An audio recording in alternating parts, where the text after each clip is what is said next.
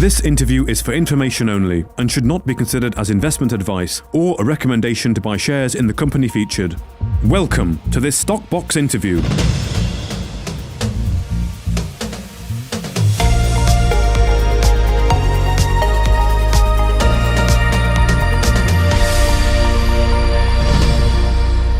Hello, welcome to Stockbox. Botswana Diamonds PLC have just released an RNS identifying 7 new Kimberlite Anomalies in Botswana. Now, here to tell us more is James Campbell, Managing Director at Botswana Diamonds. Welcome back, James. Thank you very much indeed for having me, Pam. Oh, it's wonderful to have you back. Now, I know you're a regular here on Stockbox, and the last time you spoke to Mark, talked about your AI exploration and the vast area covered. Now, you have the second largest database in Botswana, which includes your database, Petrodiamonds, Sakaka, and the Geological Survey at Botswana. Now, you mentioned last time that it was world-beating. So I just wanted to continue with that conversation. Why is it world-beating? How has AI transformed your exploration process? Pam, it's world-beating for 3 particular reasons. First reason is the quality of the database we actually have. We've got just under 100,000 square kilometers of data, just under 400,000 line kilometers of geophysics, 32,000 drill logs, 228,000 soil samples, etc. So we've got a very large database which comes from 3 sources. Firstly, the database we acquired from Sakaka Diamonds, which is a Petra's associate in Botswana. Our own database of Botswana diamonds, and we've been active in Botswana for a considerable period of time. And then the predecessor to Botswana diamonds, which was African Diamonds, which is well known for the AK6 rediscovery, or what is now known as the Karowe mine. So we've been active in Botswana for a great deal of time, and we've got a very, very comprehensive database. The second part to this is the government, through the Botswana Geoscience Institute, has got a very, very wide-ranging and comprehensive geological and geophysical database covering the whole country. Now, the government, in its wisdom, decided to put this together to entice explorers back into the country and make it highly prospective, which of course it is. Much of this work was done locally, but also supported by the British Geological Survey and the Canadian Geological Survey. So put those 3 together, it's an excellent database. And then thirdly, we have got a fantastic team of computer scientists and geologists, which look at this data along with myself. And it's not a black box approach, absolutely far from it. We have weekly meetings where we interrogate the data, and we build upon the thinking and the work which the team in the UK are doing and what I come up with using the Geological Society Geological Survey data and using our data. And that's why I think it's world-beating. Indeed. And now, are there plans to secure licenses for the currently unlicensed areas identified by the AI analysis? Pam, absolutely. There's a little bit more work to be done.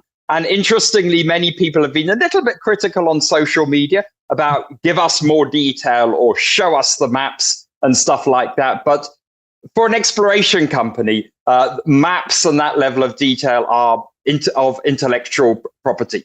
And until we've actually secured the licenses, we don't want to kind of show our cards as such, as we don't want people kind of claim jumping and kind of hanging on our coattails with all the kind of intense work we've been doing in this area over the last 6 months or so. Yes, well, that makes perfect sense that you're waiting until you've got those areas licenses to you own that intellectual property before you disclose their location. But why does Botswana remain a prime location for diamond exploration? Now, I know you've touched on this, but what I wanted to ask was, how do these results reinforce that belief? Now, John Teeling, your chairman, stated in your RNS, and I quote, he said, "I believe there are more diamond mines to be discovered in Botswana." Now, he's planting seeds here. Can you give us a little bit more detail? And also, why is one site of particular interest? Why is that one of more interest? Pam, just very generally to begin with, Botswana is probably the prime diamond destination in the world. You've got the magnificent Botswana mines of Arapa and Jwaneng, the magnificent mine of Karowe owned by Lucara, which I mentioned earlier. You've got a democratically elected government. People call it the Switzerland of Africa. It's a very easy place to do business. It's very stable. So from a political risk perspective, it's fantastic. From a prospectivity or a geological risk perspective, it's equally fantastic. What we're specifically looking at are what we call type 2 kimberlites, group 2 kimberlites. And group 2 kimberlites tend to be those which are ilmenite poor and non-magnetic. So most of the kimberlites in Botswana, with the exception of KX36, which is our project, tend to be group 1 kimberlites. And we believe that there's not just 1 or 2 group 2 kimberlites in Botswana, but there are many, many more to be found. And this is why our chairman actually said that he believes there are many more to be found, as we believe there are many more to be found too as well. And in fact, we are specifically looking for those kind of kimberlites in our artificial intelligence survey because they are more difficult to find, and you need a technique such as artificial intelligence to find them. And why is one site of more particular interest than the others?